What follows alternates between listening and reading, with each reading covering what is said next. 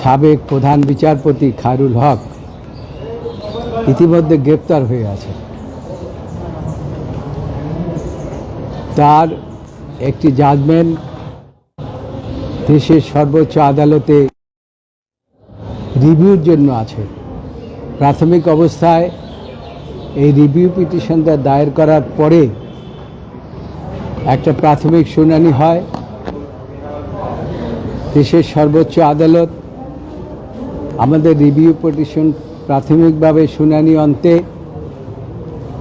Leave দেন 3টি পয়েন্টে, এবং সেই 3টি পয়েন্টের লিভ আমরা সাবস্ট্যান্সিয়েট করার জন্য ইতিমধ্যে বদিউল আজম মজুমদার সাহেবের পক্ষ থেকে উত্থাপন করা হয়েছে, জামাতের পক্ষ থেকে উত্থাপন করা হয়েছে, এবং 3 জন ইন্টারভেনারও বক্তব্য রেখেছেন।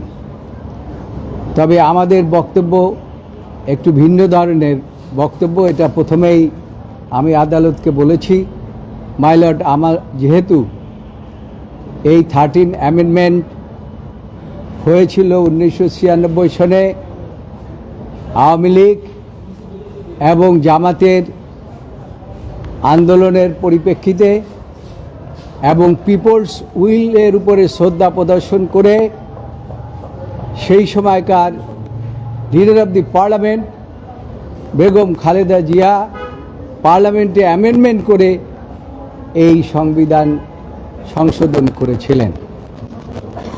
এই সংবিধান সংশোধন করা ইলেকশনগুলো হয়েছে, সেই ইলেকশনগুলো ছিল ফ্রি, ফেয়ার অ্যান্ড ক্রেডিবল।